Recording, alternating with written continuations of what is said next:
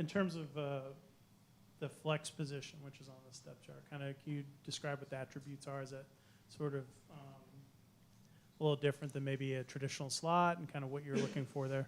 Yeah, it's kind of a hybrid between somebody who could play running back and be a slot receiver, somebody that can motion in and out of the backfield, create different looks, you know.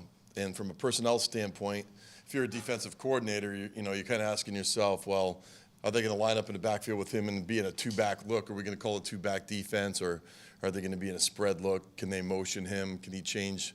Can he change the box numbers? Can he change the look of the defense? So, it's a good way. Both of those guys, really all of those guys, have played in the backfield, and they have really good speed and give us some slot depth also. So, anytime that you could change a picture for the defensive coordinator, it's going to be a little bit more challenging for him.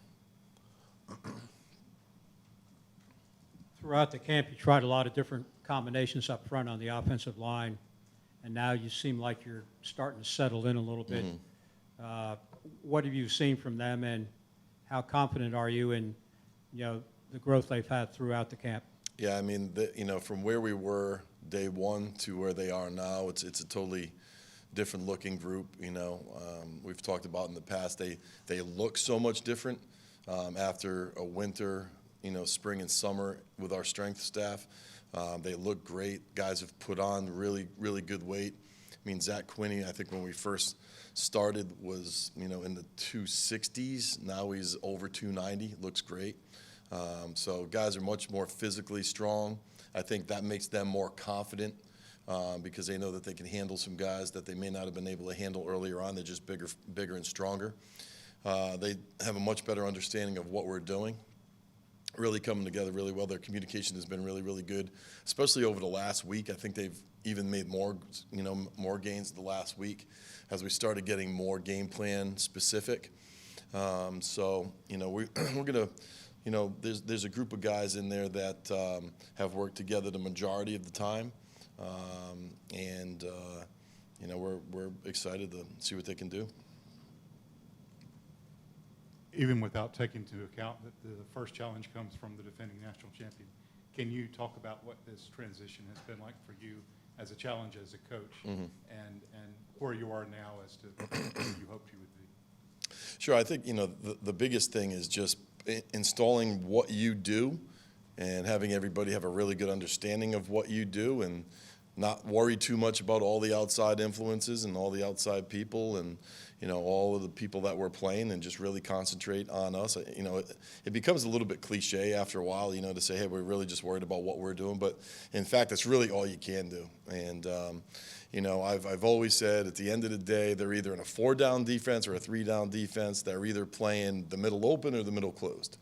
And if we can run and catch and throw and block, that's really what we have to be most concerned about.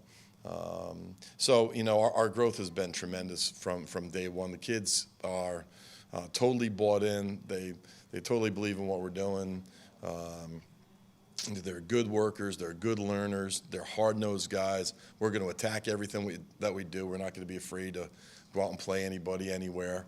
We'll just put the ball down and play whoever we get a chance to play. So that's kind of our mentality. That was our mentality this morning in our meeting. Let's just attack the day, not worry about too much about the rest of the week. Just attack the day and let's be better than we were a few days ago, and we were today. Dave, have you sought to bring the Temple offense to Georgia Tech in its entirety, or have you brought principles and then added and subtracted and tweaked based upon the personnel that's here? Yeah, I mean, if you look at our playbook, it's the Temple playbook, and so when you start, you just install all your terminology, all your formations, all your runs, your passes, the screens, the whole thing. It's straight Temple football. But then you start to look at who you are and, what are all the pieces that you have. And, maybe some of the things that you were really good at one school, you may not be as good at another school. It was even when we went to, when we went to Temple when I was from Coastal Carolina to Temple, we didn't, it was all the same terminology, the same plays, the same things, but we kind of majored in some different things because, it kind of fit the personnel a little bit different. at Temple. They had been a 22 and a 21 personnel team kind of downhill, so we kind of took a little bit more of that on. So you just got to kind of figure out exactly who you are, what you can and can't do, and, install a few different things and a few different looks. And, there's a lot of influences too. I mean, Brent Key's, got a lot of influences, and Kerry Dixon in the pass game, and, Tashard with a lot of the pro running stuff that they did. So, I mean, it's a combination of everybody kind of, pulling their thoughts, but the general idea is exactly what we were at Temple. You got sort of a example of what not to do in a lot of ways from the game Saturday with Miami and Florida. I imagine that's something you stress to your team in terms of getting plays in, getting them call in, and being mindful of the clock, and also the penalties on offensive line. How much was that kind of something you talked about with your team today? Yeah, well, I mean, the first question I asked them was like, who watched football games yesterday? And everybody in the room raised their hands, and so, I think that the biggest takeaway is that you can't turn the ball over, and that's been a point of emphasis for us since day one. We have to be able to protect the ball, and ball security equals job security. You know what I mean? You put the ball on the ground, you're coming out of the game.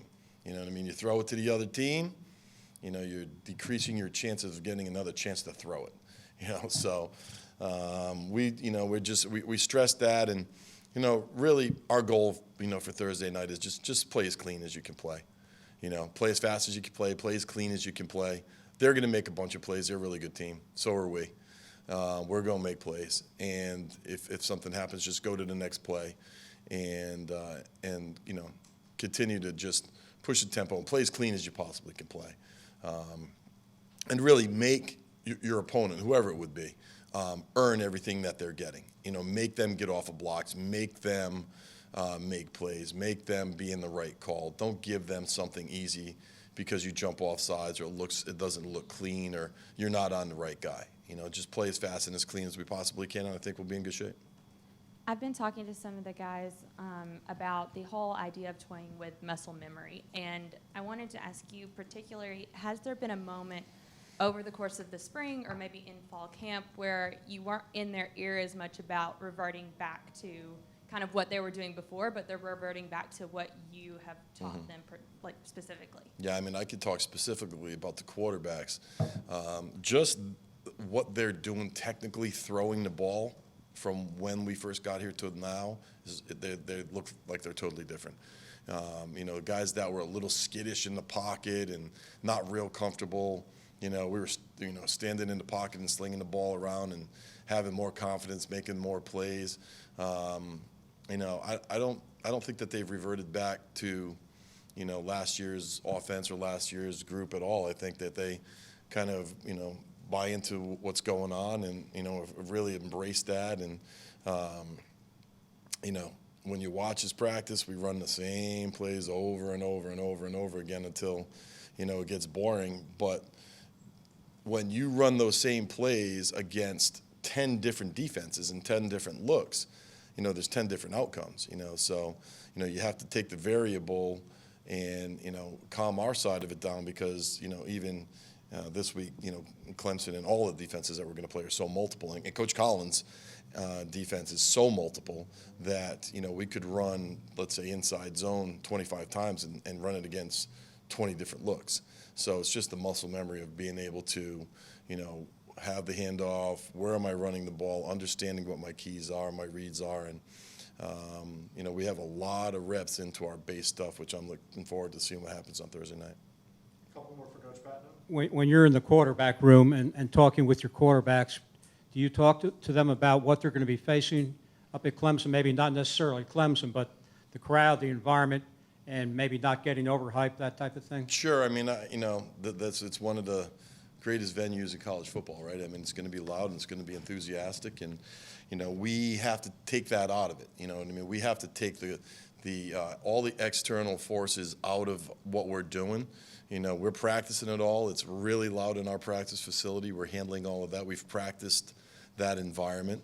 But we have to control what we can control. We can't control how loud it's going to be. We can't control all of the different looks. The only things that we could control are our communication, our signals, our understanding of what we're doing.